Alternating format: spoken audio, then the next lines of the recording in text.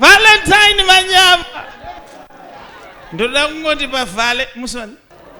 Kwa vari kujoina line murumera. Ndangoya kuda kungotendawo nekuti present yangu yakatosvika. Thursday atapfuura iyoyi. Kutotengerwa present. Ichokwadi munhu waMwari. Iyi ndo inonzi early present. Vangani vakatotengerwawo ipapa. Hamutori nantenga wacho.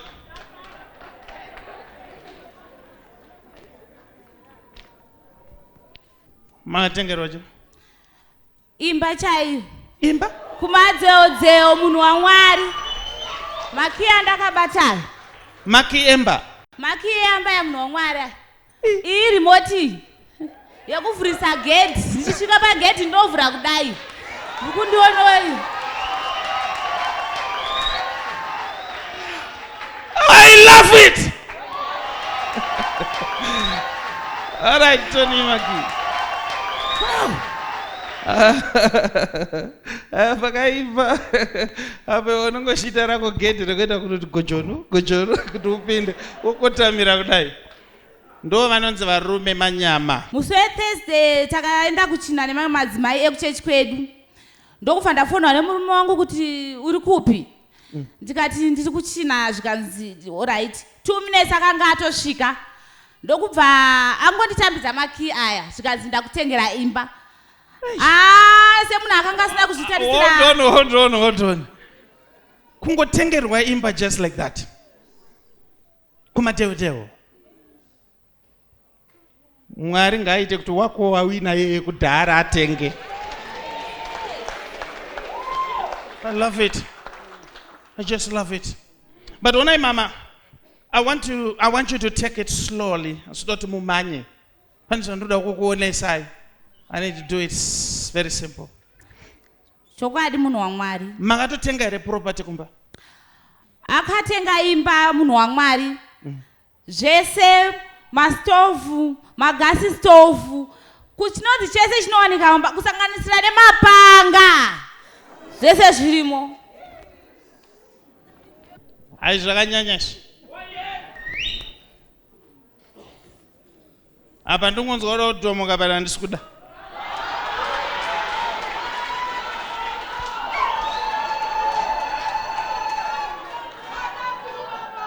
Mama, I see you are very happy. Ichokwadi munhu waMwari ndiri kufara. Ndokumbira kuti mugare pa miti yakanaka. Garai pasi.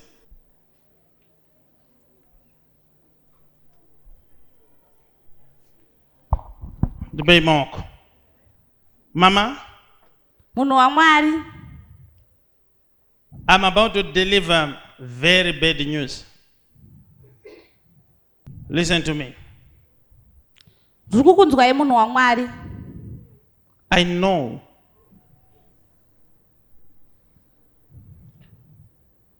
last year for Valentine's Day, I know you cheated on your husband. Yeah. Ndobva azviona ndovakubata. Chokwadi. Wakamukumbira ruregerero. Akati akuregerera. Chokwadi. But zvakatora nguva. Because ndaona ma prayers ako awaita kubva musi wa 1 January wakaita ma 10 days uchifasta. Chokwadi. Kuti marriage yako idzoke panzvimbo. Chokwadi.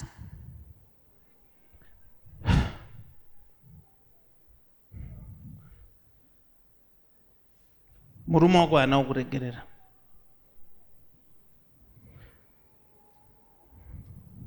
Arida kuti unzwe pain yaakanzwa last year. Saka ari kukunyadzisa saka akakuvinga pachechi. Pane mamwe madzimai. Akakupa maki, akakuendesa kumba akati akutengera imba. Pamba pauri kugara apa hapana here sekuru varipo kugedhe vanogara kugadhiroom? Variko. Wakanzi usataure navo? Chokwadi. Nekuti murume wako hana kutengera imba, mwanangu akanobhuka imba yekurenda. Hapana vale mama. Vala pana. Take it easy, take it easy.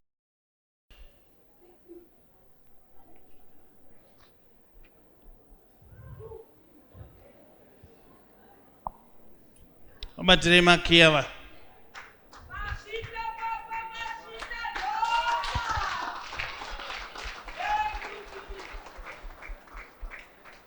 Vatakure mini na makunzoko. Wana wadira mvara koko. Many are so wicked.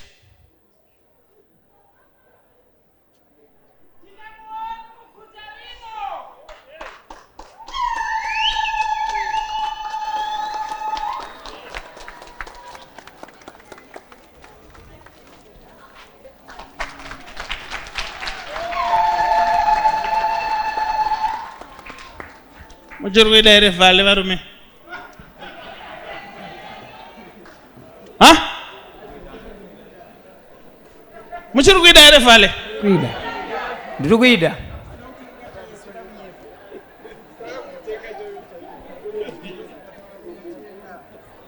So dere kumashure makanya kuti tsukiki musabatane chete. Ndoperoko. It's done. Wawana mari mukadzi ngatengerwe. Mukadzi ngatengerwe. Nyasha ngadziwanzwe. Mukadzi ngatengerwe. Maistole vakatomirira. Maichando vakamirira. Ngavatengerwe madzimai. It's done. It's done. You are free now. It's done in the name of Jesus. Zvatonaka baba. Pana pandepe vale. Mure vale. Shisha muda pavale. Inini gore rino handisi kuiwana nekuti murume wangu akadzingwa basa musi Friday. Fine, wakangwarira uya kumberi.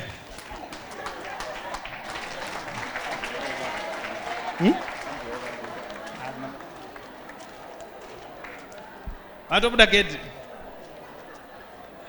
Hanzi ambo yave makira vabuda vatobuda gedi.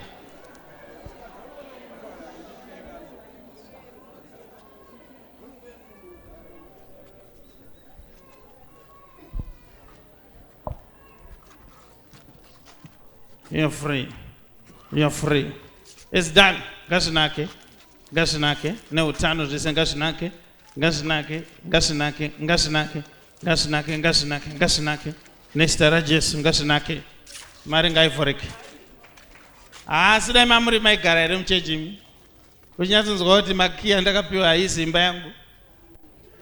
And I'll tell you what the husband intended to do anyway.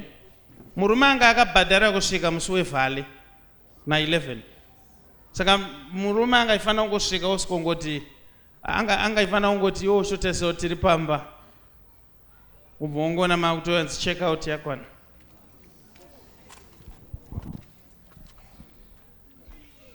Right, mama taura chokwadi, but let's be honest. Mata musikuiwana nokuti murume akadzingwa basa Friday ndizvo? Zvakawanda Prophet. Ndizvo ere zvamataura? Chitaura chokwadi. Inini handitombozivi Prophet nekuti kubva paakadzingwa handisi kutombovata izvezvi ndakavata kuchajofizi mosquito dzikandiruma futi ndichizama kuti ndiye pano Prophet munyatsondiudza chokwadi haatauri neni kana kucommunicate neni ende ndakatombira mari yekuti ndiuye kuno kuProphet. Matombira? Ndakaba mari yerendi yandakapiwa nemukadzi anogara pamba. Ungaba mari? Ndakapiwa $100 ndobva ndabvisa $30.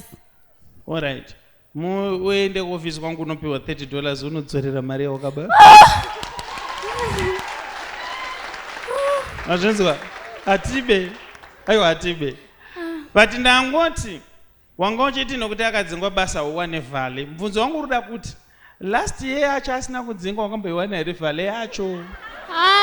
Prophet, munongozivawo kuti mbakana muine mari nyange asina kutenga mufaro wacho unongori nani njira. Ora ngatisazvambarare pamusoro pemubvunzo 30 ndagara ndiri kukupa. Yes. Ndati. Haana kumbomundipa since.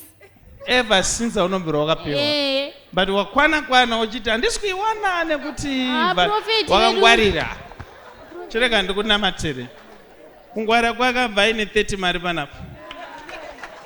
Amen. Utsvage mother wakupe 30 after service. Ndinogara basi.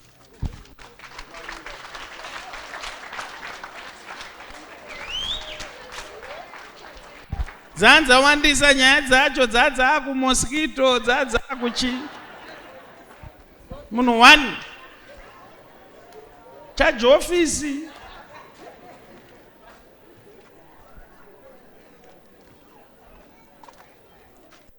ayo vale yanetsa chino mazivhale chacho chiko